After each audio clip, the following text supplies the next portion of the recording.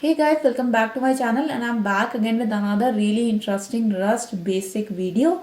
In this video guys, we are going to discuss Rust control flow with the help of if-else statements. So without wasting any time further, let's get started.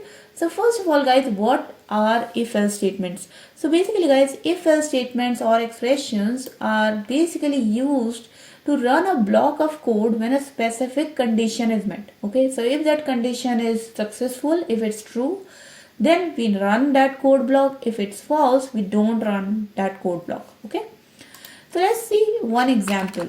Let's say there is a student, right, and the marks of the student is inside this variable called as marks.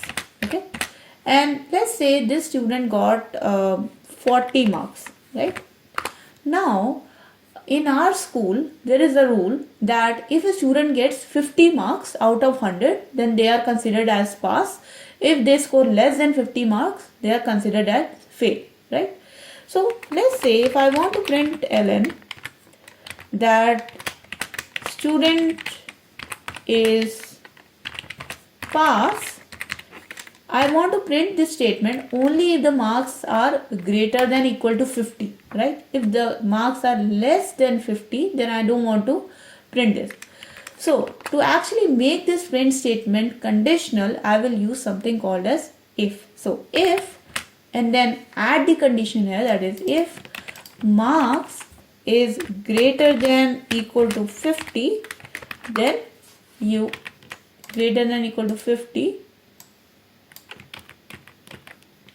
If marks is greater than equal to 50, then I will put this print statement inside this bracket. So this bracket basically denotes that code block which is going to be executed only if this condition is true.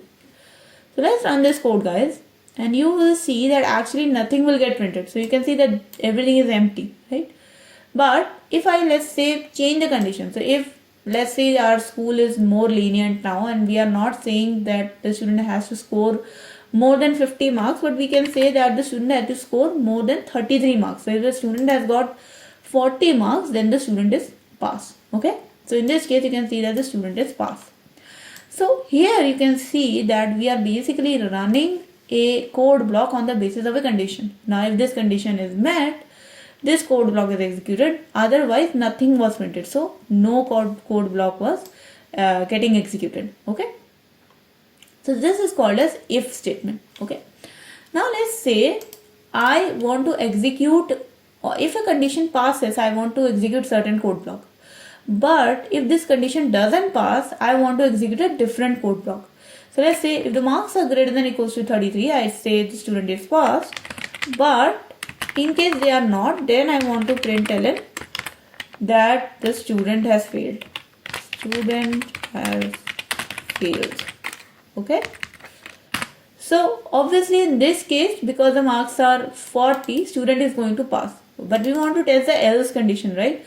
So let's say this student has got 20 marks. Let's run this code now.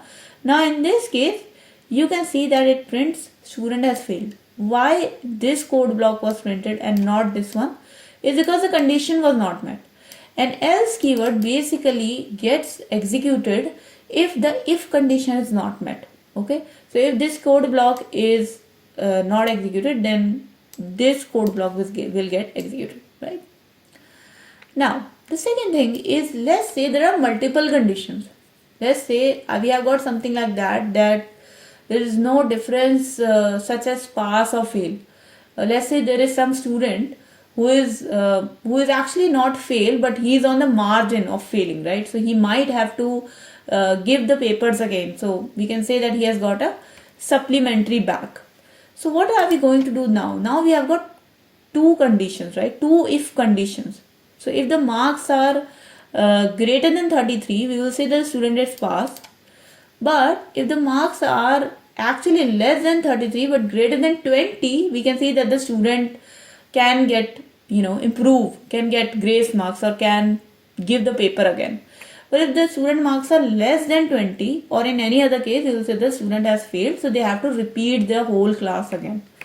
So in this case, I want to incorporate two if condition, and I can do that with the help of else if. So else if marks are greater than equal to 20 and marks are lesser than 33. So in this condition, when student marks are between 33 and 20, we can say that student can give the particular paper again. So student talent, let's say student needs improvement exams. Okay, please pardon my spelling.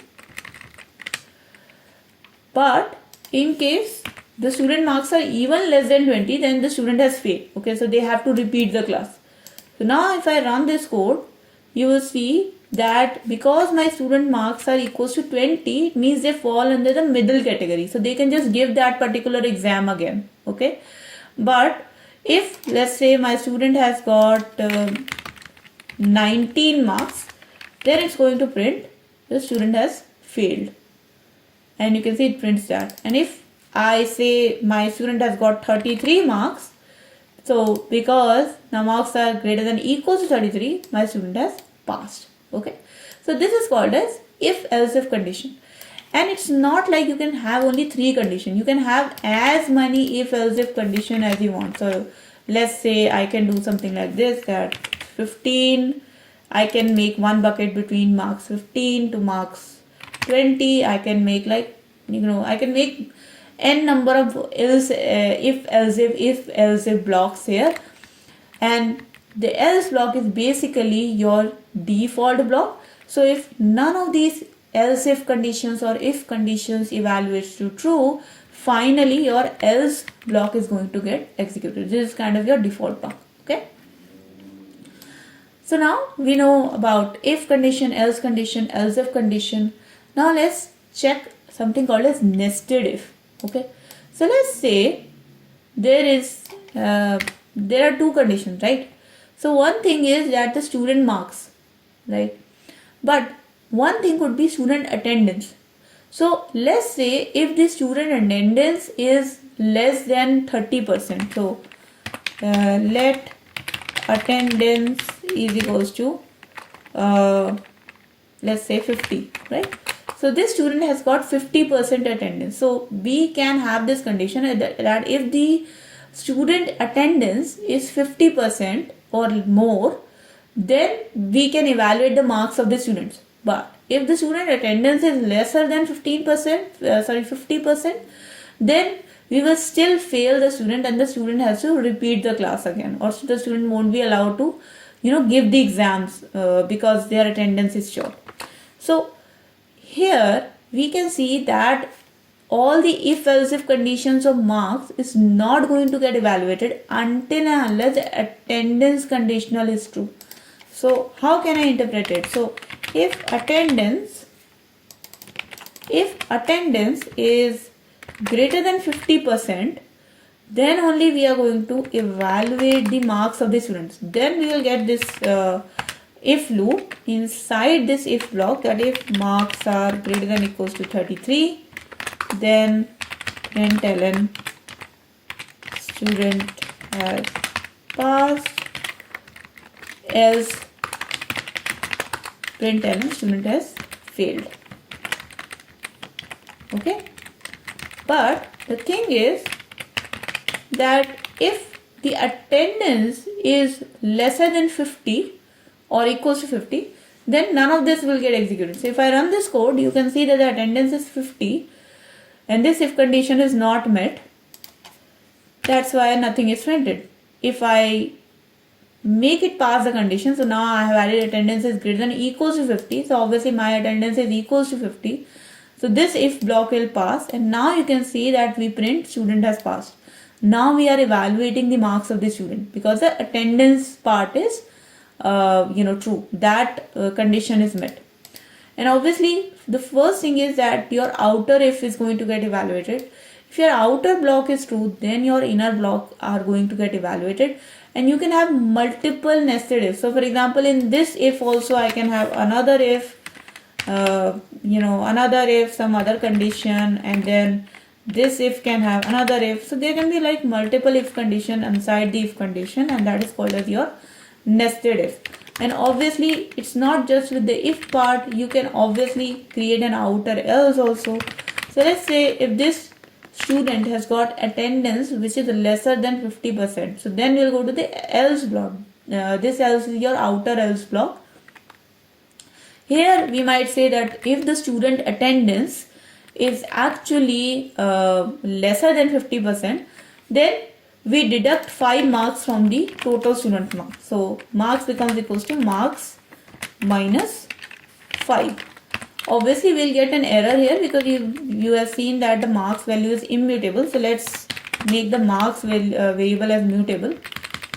And once we have deducted the 5 marks from the student marks, then we will again evaluate this condition that even after deducting 5 marks, has the student passed or not. Okay.